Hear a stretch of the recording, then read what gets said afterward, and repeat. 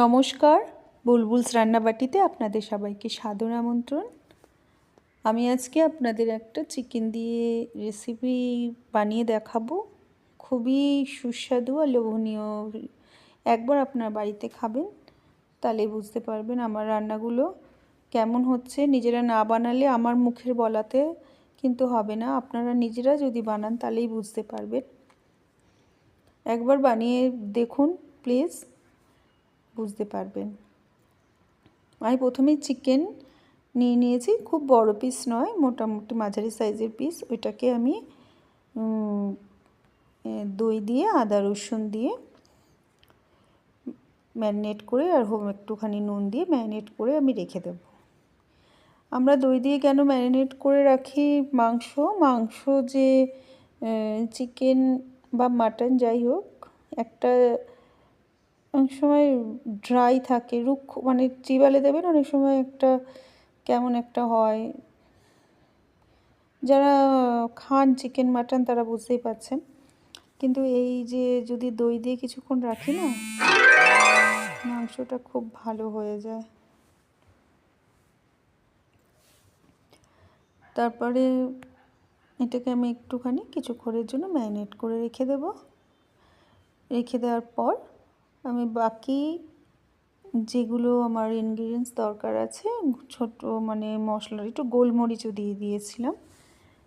মানে একটু গোলমরিচ দিলে না এই ধরনের মাংসে, যদি মানে এক এক সময় এক এক ধরনের মাংস, সবসময় তো একই ধরনের আদা রসুন পেঁয়াজ দিয়ে একই নুন হলুদ দিয়ে ভালো লাগে না। কখনো কখনো একটু আলাদা আলাদা নিজের ফ্লেভার অনুযায়ী, নিজের টেস্ট অনুযায়ী একবার এক্সপেরিমেন্ট করাই যায়।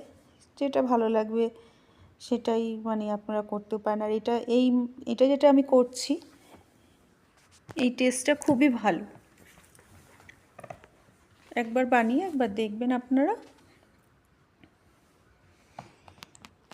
আর এটা মাংসটা যেটা আমি নিয়েছি না, এর ভেতরে না আমি না একটুখানি একটা জিনিস আমি আপনাদের দেখাতে ভুলে গেছি। আমি একটুখানি কাজু পেস্টও এর ভেতরে দিয়েছি। এটা আসলে এটার ভিডিওটা মনে আমি করতে ভুলে গেছিলাম নাকি বুঝতে পারছি না। একটু কাজু পেস্ট দিয়েছিলাম, তাতে মাংসের রিচনেসটা যে সেটা খুব ভালো হবে। এবার আমি আমার মানে যেগুলো আছে, পেঁয়াজটা আমি একটু বেশি তো পেঁয়াজ লাগবে, এতটা মাংস নিয়েছি আমি, প্রায় 1.5 কেজির মতন হয়তো মাংস নিয়েছিলাম, তো পেঁয়াজ একটু লাগবে। সেদিন আমার ছেলে বলল আমাকে, দাও মা আমি পেঁয়াজ কেটে দিই। আমি চলো, তাহলে ওই পেঁয়াজটা কেটে দিল। পেঁয়াজগুলোকে ভালো করে নিয়ে সুন্দর করে ও কাটতে পারে বলে আমি ওকে বললাম আচ্ছা তুমি কেটে দাও, তাই ছেলেই কেটে দিল পেঁয়াজটাকে। পেঁয়াজটা আপনারা বেরেস্তা বানিয়ে রাখতে পারেন, ভাজতেও পারেন। একটু বেরেস্তা উপর দিয়ে ছড়িয়ে দিলেও ভালো লাগবে। আমি দিইনি, আমি এমনি ভালো করে ভেজে ওর ভেতরে ম্যারিনেটেড মাংসটা আমি করে দিয়েছিলাম। আর আমি যদি এটা বেরেস্তা একটু ভেবেছিলাম প্রথমে যে একটু বেরেস্তা বানিয়ে রাখবো, এর উপর দিয়ে যদি আপনারা বেরেস্তা দেন তাহলে ভালোই লাগবে খেতে। মাংসটার উপরে বেরেস্তাটা ছড়িয়ে দিলে ভালো লাগে খেতে।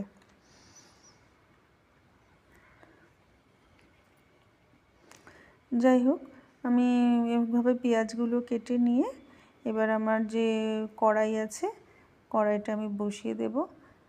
আর নানা রকমভাবে মানে এটা কি হয়েছে যে আমি কাজ করতে করতে হঠাৎ করে আমি ভুলেই গেছিলাম যে আমি যে কড়াইটা একটু আগে বসাবো, গরম করব, ভুলেই গেছি। আর মানে কাজু পেস্ট আর যেটা করেছিলাম সেটাও মানে ভিডিওটা ওঠাতেই আমি ভুলে গেছি যে কাজু পেস্টটা ওঠাবো, সেটাও ভুলে গেছি। তাই জন্য সরি, আপনাদের দেখাতে পারলাম না, তার জন্য কিছু মনে করবেন না। আর অবশ্য করেই স্কিপ করে যাবেন না, তাহলে কি বলুন তো, আমার এই কথাটা তো আপনারা আমি কাজু পেস্ট যে দিয়েছি সেটা আপনারা বুঝতে পারবেন না। সেহেতু আপনারা যদি স্কিপ করে চলে যান তাহলে চলে যেতেন, বা তাহলে কিন্তু এটা বুঝতে পারতেন না। এবার আমি মানে এগুলো কেটে ভালো করে, আদা রসুন তো আগেই করে রেখেছি, এগুলো কেটে আমি ভালো করে সরিয়ে রেখে কড়াইটা আমি গ্যাসে চড়িয়ে দেব এবং কড়াইতে আমি তেল দিয়ে দেব, তেলের সাথে একটু ঘিও দেব। মানে আমার মনে হলো একটুখানি ভালো করে রান্না করি, একটু ঘি দিলে ভালোই লাগবে, এই মাংসটায় একটু টেস্টটা অন্যরকম আসবে।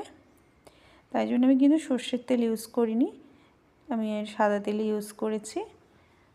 তারপরে এর ভেতরে যথারীতি যেগুলো মানে ভাজা মানে ছোট ছোট মানে গোটা মশলাগুলো আছে, আমি সব মশলাগুলো এর ভেতরে দিয়ে দেব। দারচিনি, এলাচ, লবঙ্গ যা যা আছে ওগুলো দেব, গোটা গরম মশলাগুলো। আর জায়ফল, জয়িত্রীটা দেবেন, জয়িত্রী দিলে একটা সুন্দর গন্ধ বেরোবে, তাই জন্য এগুলো দিয়ে দিচ্ছি। আর একটুখানি গোলমরিচ, গোটা গোলমরিচ দেবেন, আর শুকনো লঙ্কা। তাহলে আমরা কি কি দেব, একটা স্টার এনিস দিয়েছি, আর একটু লং দিয়েছি, দারচিনি স্টিকটা একটু বেশি দিয়েছি, আর একটু জয়িত্রী দিয়ে দিয়েছি, আর ছোটো এলাচ দিয়ে দিয়েছি, গোলমরিচ, এই ফোড়নগুলো দিয়ে দিয়েছি। আর দুটো শুকনো লঙ্কাও দিয়ে দেব। শুকনো লঙ্কা দিলে না টেস্টটা সুন্দর হবে। শুকনো লঙ্কা কিন্তু ঝাল হবে না, কিন্তু টেস্টটা সুন্দর হবে। এরপর আমি আমার ম্যারিনেটেড মাংসগুলোকে দিয়ে ভালো করে এটাকে, প্রথমে পেঁয়াজটা দিয়ে দেবো, পেঁয়াজটা দিয়ে এটাকে একটু ভাজবো। পেঁয়াজটা ভাজতেই হবে, না হলে তো আর হবে না, কাঁচা পেঁয়াজে দেবো না, একটু ভেজে নিলে মানে যখন পেঁয়াজটা ট্রান্সপারেন্ট হয়ে যাবে তখন কি করব, যে আমার যেটা ম্যারিনেটেড মাংসটা আছে দিয়ে দেব।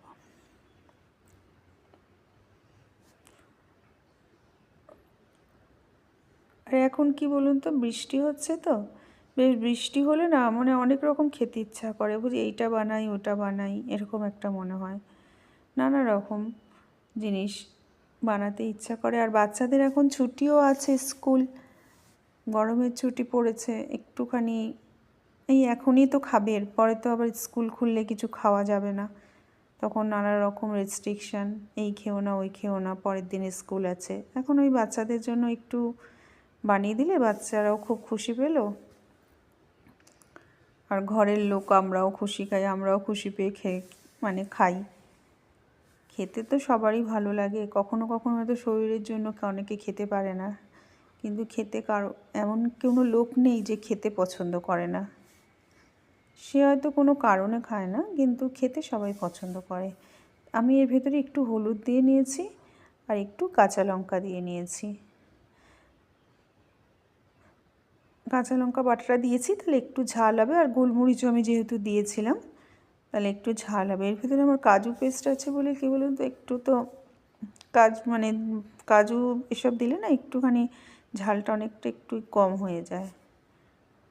এরপরে আমি একটু এসেন্স দিয়ে দেব, একটু কেওড়া এসেন্স, আর একটু মিঠা 2-3 ফোঁটা আমি দিয়ে নিয়েছি। তাতে কী হচ্ছে, মানে গন্ধটাও বেশ সুন্দর হবে, একটা মানে অন্যরকম টেস্ট চলে আসবে।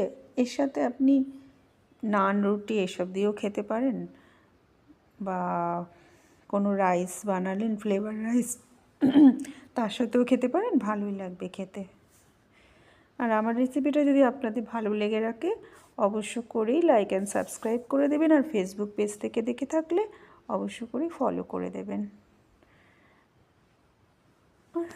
আমি যে এটা বানালাম, এর সাথে আমি সেদিন নানও বানিয়েছিলাম, আমি নানের রেসিপিটা আমি পরে আপনাদের সাথে শেয়ার করছি। আপনারা অবশ্য করেই আমার চ্যানেলটাকে দেখতে থাকুন।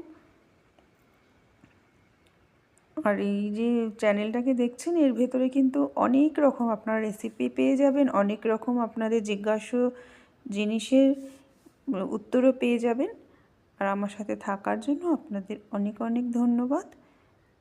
প্লিজ আমার সাথে থাকবেন।